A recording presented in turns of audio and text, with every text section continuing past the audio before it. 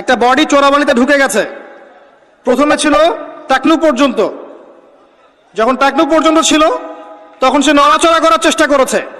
আশপাশের মানুষরা ওকে বুঝিয়েছে নড়াচড়া করো না, টাকনু পর্যন্ত আছো, হাঁটু পর্যন্ত চলে যাবা। সে নড়াচড়া করা থামিয়ে দিয়েছে। নড়াচড়া না করা সত্ত্বেও একদিন তার হাঁটু ডুবে গেছে। হাঁটু ডুবে যাওয়ার পর আশপাশের মানুষ আবার বুঝিয়েছে খবরদার নড়াচড়া করো না, যদি আর নড়াচড়া করো তোমার উরু পর্যন্ত ডুবে যাবে। সে বেচারা নড়াচড়া করে নাই, দাঁড়িয়ে আছে।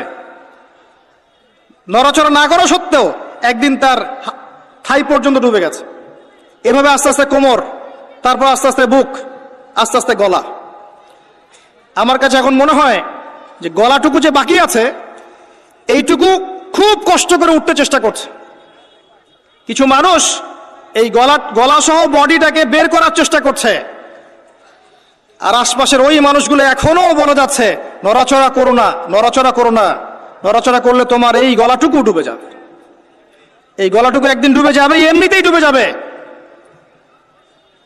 যদি সে প্রথম অবস্থায় নড়াচড়া করত আর আশপাশের মানুষগুলো সবাই মিলে তাকে হেল্প করত, আজকে এই বডিটা স্বাধীনভাবে ঘুরতে পারতো ইনশাআল্লাহ তাআলা। আর এই বডিটা হচ্ছে সারা বিশ্বে মুসলিম উম্মাহ, এই বডিটা হচ্ছে সারা বিশ্বে মুসলিম উম্মাহ।